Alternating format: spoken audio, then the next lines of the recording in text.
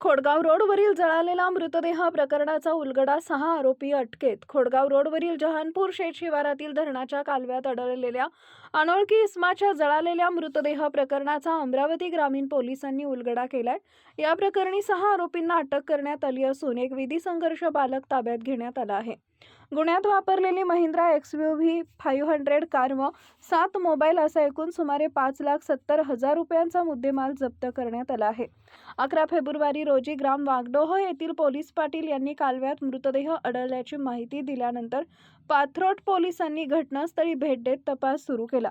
घटनास्थळी 4 चाकी वाहनाचे टायर निशाण आढळल्यानं खून करून पुरावा नष्ट करण्यासाठी मृतदेह जाळल्याचा संशय व्यक्त करण्यात आला.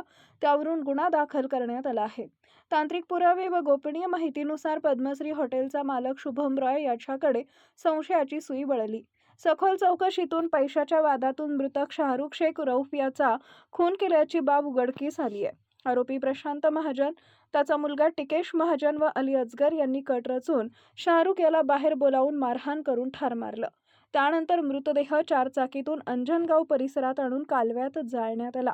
अटक आरोपींमध्ये टिकेश प्रशांत महाजन वय वर्ष 28, प्रशांत हरिश्चंद्र महाजन वय वर्ष 59, अली अजगर सफदर हुसेन वय वर्ष 28, हर्षित प्रकाश गौर वय वर्ष 19, निखिल दीपचंद गौर वय वर्ष 32 व शुभम रॉय यांचा समावेश आहे.